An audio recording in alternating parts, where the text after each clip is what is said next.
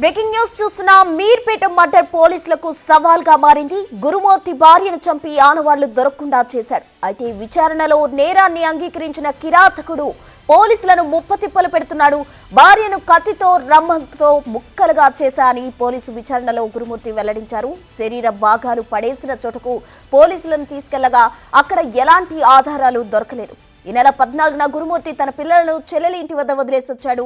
పండగ కావడంతో గురుమూర్తి ఉంటున్న ఇల్లు మొత్తం ఖాళీ అయింది. అదే అదురుగా భావించి గురుమూర్తి భార్యను హత్య చేశాడు.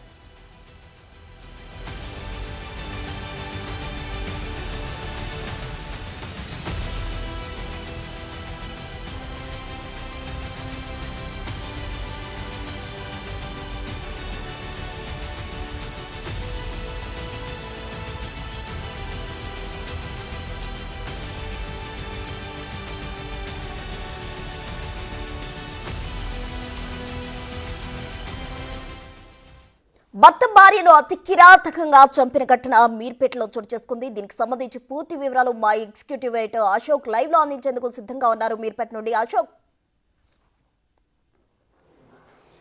ప్రస్తుతం మేమైతే స్పాట్లోనే ఉన్నాం. కాకపోతే పోలీసులు ఇంతవరకు ధృవీకరించట్లేదు. ఇప్పటివరకు నడుస్తున్న కథనం ఏదైతే వెరీ ఇంట్రెస్టింగ్ ఉంది. మర్డర్ అంతా కూడా ఏ విధంగా చేశాడు ఏంటంటే అసలు పైశాచికత్వం కావచ్చు, ఆ శాడిజం అంతా కూడా చూసి జనం అంతా కూడా ఆశ్చర్యపోతున్నారు. కానీ పోలీసులు అయితే ఇప్పటి వరకు అఫీషియల్గా ఎలాంటి స్టేట్మెంట్ ఇవ్వలేదు. కొద్దిసేపటి క్రితం కూడా మీర్పేట సిఐతో మనం మాట్లాడినప్పుడు ఆయన అంటున్నది ఏంటంటే చనిపోయింది నిజం, కానీ ఎలా చంపాడు అనేది, అంటే ఆమెను మొక్కల కింద కట్ చేసి ఉడకబెట్టి ఎండబెట్టి పొడిగొట్టి దాన్ని తీసుకెళ్ళి ఎక్కడో కలిపాడు అంటూ రకరకాల కథనాలు ఎంటైర్ మీడియాలో పేపర్లో వస్తున్నాయి. వాటిని మాత్రం ఎక్కడా కూడా అఫీషియల్గా పోలీసులు యాక్సెప్ట్ చేయటం లేదు. ఇదంతా కూడా రూమర్లు మాత్రమే అంటూ ఉన్నారు. పోనీ అసలు మర్డర్ జరిగింది నిజమా కాదా అన్న విషయం మీద మాత్రం పోలీసులు కొంత క్లారిటీ ఇస్తున్నారు. ఎస్, మర్డర్ జరిగింది. ఆమె గత 15వ తేదీ నుంచి ఇప్పటి వరకు అబ్స్కాండింగ్లోనే ఉంది. సో మొదట మిస్సింగ్ కేసు అనుకున్నాం, ఆ తర్వాత దర్యాప్తు ప్రారంభించాం. ఎక్కడెక్కడో వెతికిన తర్వాత ఆమె భర్తని అదుపులోకి తీసుకున్న తర్వాత అతని విచారణలో రకరకాల అంశాలు చెప్తున్నాడు. ఒకసారి చెప్పే మాటకి ఇంకొకసారి చెప్పే మాటకి ఏమాత్రం కూడా పొంతన కుదరకుండా ఉంది అనేది పోలీసులు ఇప్పటివరకు చెప్తున్నమాట. ప్రస్తుతం ఎవరైతే చనిపోయారని భావిస్తున్న ఆ మహిళ భర్త ఆర్మీ జవాన్, ఆయన ప్రస్తుతం డిఆర్డీఓలో సెక్యూరిటీగా పనిచేస్తున్నారు అవుట్సోర్సింగ్లో.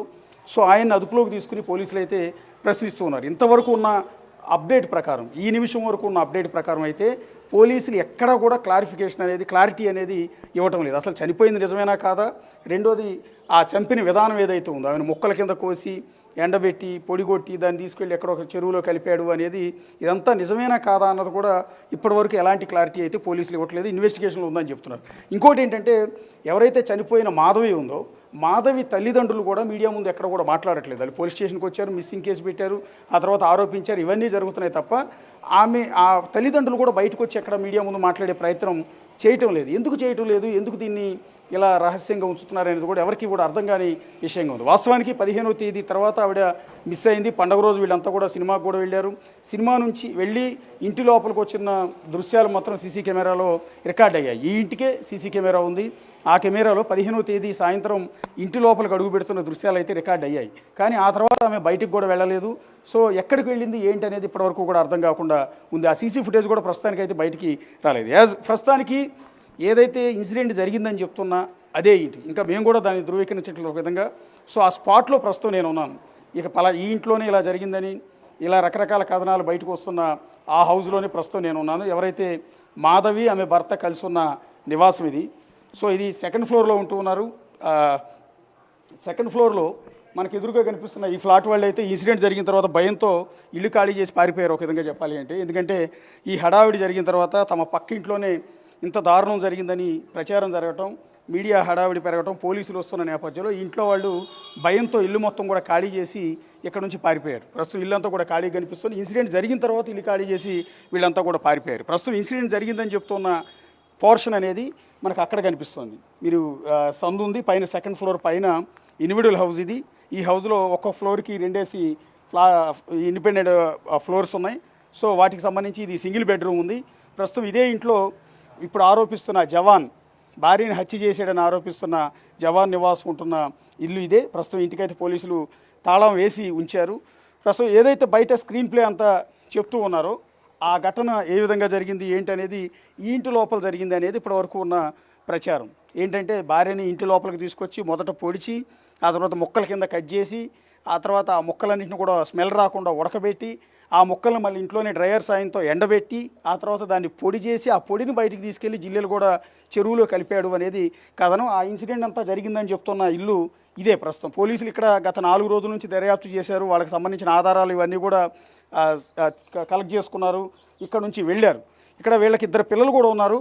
మాధవి, ఆమె భర్త, ఇద్దరు పిల్లలు ఉన్నారు. ఆ పిల్లలకి సంబంధించిన వాళ్ళు ఆడుకునే ఒక బోర్డు కూడా చూడొచ్చు. పాపం వాళ్ళ పిల్లలు ఇక్కడే కూర్చుని ఆడుకునేవాళ్ళు. ఈ బోర్డు మీదే బొమ్మలు కూడా గీస్తూ వాళ్ళు ఆడుకునేవాళ్ళు. వాళ్ళ అమ్మ ఉన్నప్పుడు వాళ్ళ ఫ్యామిలీ అంతా కూడా చాలా హ్యాపీగా ఉంది. తన భార్యని చంపాలనుకున్న వ్యక్తి పిల్లలిద్దరిని కూడా భార్య బంధువులు ఇంటి దగ్గర వదిలిపెట్టి భార్యను మాత్రం తీసుకొచ్చి అత్యంత కిరాతకంగా చంపి ఆనవాళ్ళు కూడా లేకుండా చేశాడు అనేది.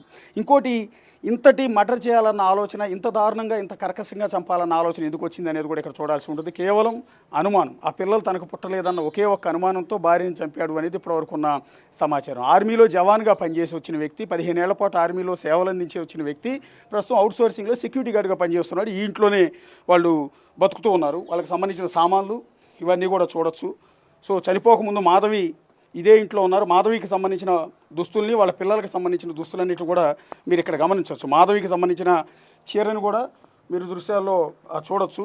సో గురుమూర్తి, మాధవి వీళ్ళిద్దరూ కలిసి ఉన్నప్పుడు వాళ్ళకి సంబంధించిన బట్టలు అవన్నీ కూడా బట్టలు ఉతకడానికి మాధవి ఇంటి బయట వేశారు. ఆ పిల్లల దుస్తులు కావచ్చు, ఆమెకు సంబంధించిన చీర కావచ్చు.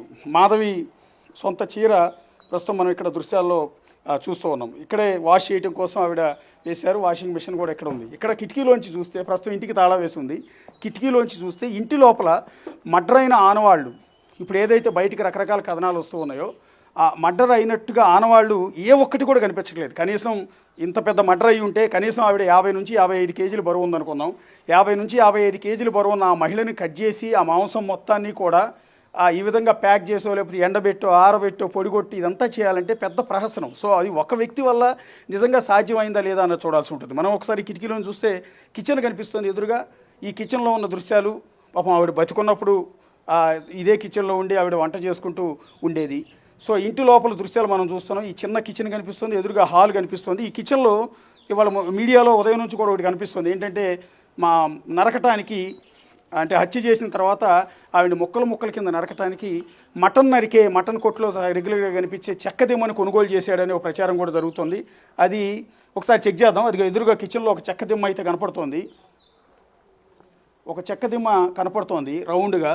సో ఆ చెక్క దిమ్మ మీదే మటన్ని, అంటే మేకని గొర్రెనో ఏ విధంగా అయితే నరుకుతారో ఆ విధంగా తన భార్య మృతదేహాన్ని నరికి దాన్ని ముక్కలు చేశాడు అనేది కొంత ఆరోపణ. అయితే ఈ చెక్క దిమ్మ మనకు ఎదురుగా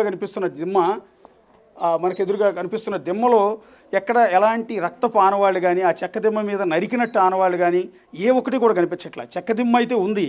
అది ఇంట్లో నిజంగా వేరే ఏమైనా కట్ చేసుకోవడం కోసం కొనుగోలు చేశారా, లేకపోతే నిజంగానే ఇతను భార్యని హత్య చేయడానికి కొనుగోలు చేశాడా అన్నది ప్రస్తుతానికైతే క్లారిటీ మనకి ఉండటం లేదు. ఎందుకంటే మనకు ఎదురుగా కనిపిస్తున్న ఆ చెక్క దిమ్మ మీద కత్తిని వినియోగించినట్టు, కత్తితో నరికినట్టు ఆనవాళ్ళు లాంటివి ఏమీ కూడా కనిపించట్లేదు. కనీసం రక్తం మరకలు కానీ, కనీసం కత్తితో నరికితే కత్తికి సంబంధించిన ఆనవాళ్ళు, ఆ గాళ్ళైనా మనకు కనిపిస్తాయి. అవి కూడా ఎక్కడ కూడా కనిపించట్లేదు. కానీ దీన్నే వినియోగించాడు అంటూ కొంత ప్రచారం అయితే జరుగుతుంది. ఇక ఇంటి లోపల మీకు దృశ్యాలు ఎదురుగా కుక్కర్ కనిపిస్తుంది.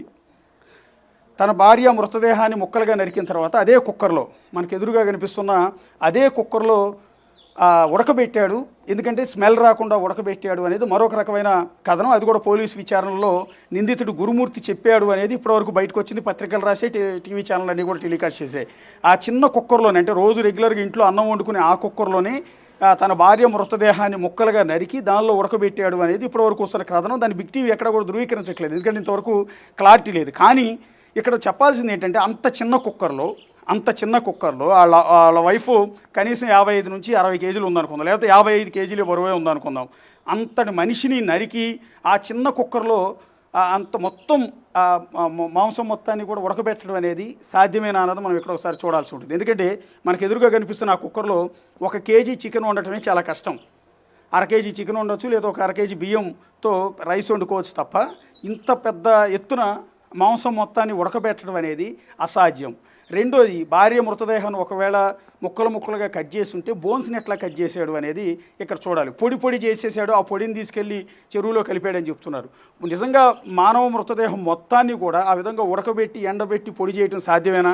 ఇక్కడ మనం ఒకసారి చెక్ చేయాల్సింది. ఎందుకంటే పళ్ళు లాంటివి, నోటి లోపల ఉన్న పళ్ళు, పుర్రె లాంటి భాగాలు, అట్లాగే మోకాలు కింది ఎముక, వీటన్నిటిని కూడా ఎక్కడా కూడా పొడి చేయటం అసాధ్యం. ఎందుకంటే వీటిని ఎంత ఉడకబెట్టినా ఎంత చేసినా అవి పొడి కావటం అనేది అసాధ్యం. ఇలాంటి సందర్భంలో ఏ విధంగా ఇతను ఈ ప్రాసెస్ అంతా చేశాడనేది ఇక్కడ రకరకాల డౌట్స్. అలాగే కిచెన్ చూస్తున్నాం, కిచెన్లో ఉన్న కుక్కర్ని చూస్తున్నాం, అట్లాగే వెనక హాల్ని చూస్తున్నాం. మీరు హాల్ మొత్తాన్ని కూడా మీరు చూడొచ్చు. సో ఇక్కడ నుంచి లోపల ఎక్కడ అనుమానాస్పదమైన అంశాలు కానీ, రక్తం ఆనవాళ్ళు కానీ, రక్తం మరకలు కానీ ఏమీ కూడా కనిపించట్లేదు మనకి. అంటే లోపల బాత్రూంలో భార్యని హత్య చేశాడు, అక్కడే నరికాడని చెప్తున్నారు. సో బాత్రూమ్ దృశ్యాలు అయితే ప్రస్తుతం మనకి ఎక్కడ కూడా కనిపించట్లేదు. లోపల ఒక రిఫ్రిజిరేటర్కి సంబంధించిన అట్టపెట్టి మాత్రం అడ్డుగా పెట్టుంది. సో ఆ తర్వాత కట్టెని కనిపిస్తోంది లోపల బెడ్రూమ్కి సంబంధించి. ఇంతే తప్ప ఈ ఇంటి లోపల నిజంగా ఇంత దారుణ మారణకాండ, ఇంత ఘోరమైన ఘటన జరిగింది అంటే నమ్మకస్యంగా ఎక్కడ కూడా అనిపించట్డం లేదు. సో దానికి సంబంధించిన ఆనవాళ్ళు కూడా ఎక్కడ మనకు కనిపించట్లేదు ఈ స్పాట్లో అయితే. సో ఇది ఎట్లా లీక్ అయింది, పోలీసులు నిజంగానే చెప్పారా లేకపోతే కట్టు కదా అన్న డౌట్లు కూడా ప్రస్తుతం మనకు కనిపిస్తూ ఉన్నాయి. కానీ ఇక్కడ ఈ చుట్టుపక్కల కాలనీలో మాత్రం